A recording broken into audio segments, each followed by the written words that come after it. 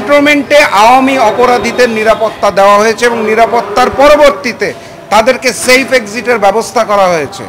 একইভাবে কিন্তু Sheikh হাসিনাকেও safe exit দেওয়া হয়েছিল।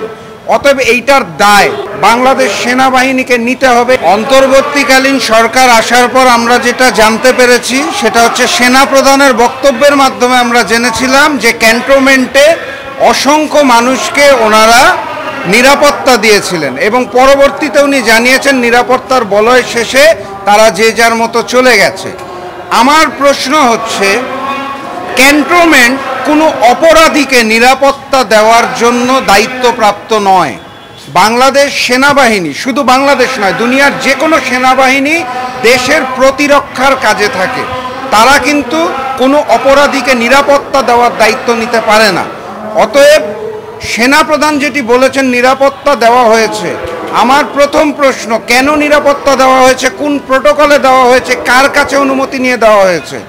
হাজারো শহীদের রক্তের বিনিময়ে আমরা যে নতুন বাংলাদেশ পেয়েছি, সেই দেশের জনগণ জানে না কিন্তু ক্যান্টনমেন্টে আওয়ামী অপরাধীদের নিরাপত্তা দেওয়া হয়েছে এবং নিরাপত্তার পরবর্তীতে তাদেরকে সেফ এক্সিটের ব্যবস্থা করা হয়েছে।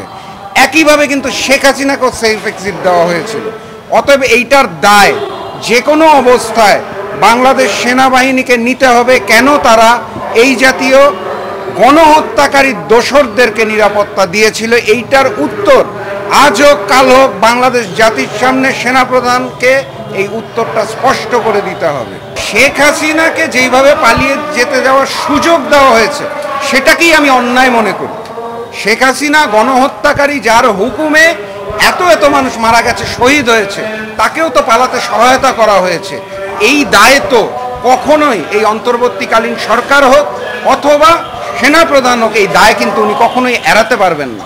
এবং পরবর্তীতে আমরা যেটা দেখতে পেয়েছি, প্রত্যেকটা কার্যক্রম ধীরলয়ে হয়েছে এবং বহু আওয়ামী রাঘব বোয়াল বড় বড় নেতা, তাদেরকেও পালিয়ে যাওয়ার সুযোগ দেওয়া হয়েছে। এখনও কিন্তু ক্যান্টনমেন্ট থেকে স্পষ্ট করা হয়নি কাদের নিরাপত্তা দেওয়া হয়েছিল, সেই নামের লিস্ট কিন্তু প্রচার করা হয়নি।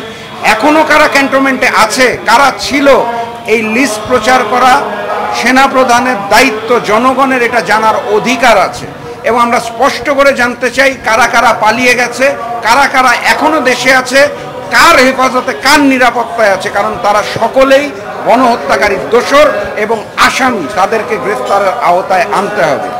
একইভাবে যারা দেশের বাইরে চলে গেছেন তাদেরকেও ফিরিয়ে আনার ব্যবস্থা করতে হবে। আপনারা নিশ্চয়ই জানেন ভারতের সাথে বাংলাদেশের এই বন্দি বিনিময় চুক্তি আছে, যেটা শেখ হাসিনা নিজে করেছিলেন 2013 সালে। তো সেই একই চুক্তির মাধ্যমে গণহত্যার দায় শেখ হাসিনাকেও কিন্তু বাংলাদেশে ফিরিয়ে দিতে হবে। এটা আমাদের দাবি, জনগণের দাবি, এটা হতেই হবে।